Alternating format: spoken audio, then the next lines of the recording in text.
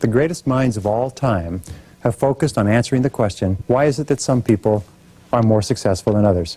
How shall we live in order to be happy? What are the keys to wisdom and goodness in life? All throughout history, the great philosophers and metaphysicians and mystics, the great religious teachers and preachers and the best writers have all looked at this question, what can we do in order to be happy, to be more successful, to have more of the things that we want?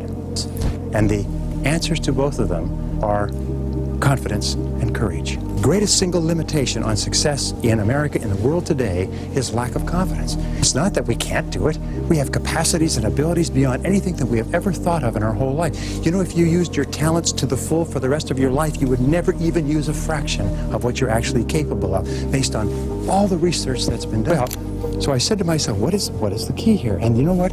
There's a common denominator of helplessness and habit. And the common denominators are fear and ignorance.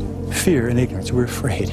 We're afraid it might not work. We're afraid we might fail. We're afraid it might cost us something. We're afraid of criticism and embarrassment. We're afraid of failure and loss and limitation and lack and ill health and disapproval. We're so afraid. The things that we would do if we weren't afraid are literally beyond belief.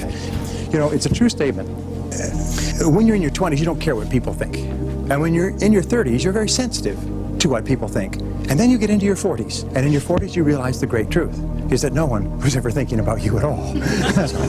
Now, all successful people are those who consciously are aware that the self-doubt that holds most people back is something that they are heir to as well. Our natural tendency is to think of the reasons why we can't before we think of the reasons why we can. The key to breaking ourselves out of the comfort zone and breaking ourselves loose of the shackle of helplessness is courage and confidence. And the more we learn about what we want to do and be and have, the more we believe that we can do it. The more we believe that we can do it, the more willing we are to try. And the more willing we are to try, the more likely it is we will succeed. What is the first part of triumph? The first part of triumph is to try.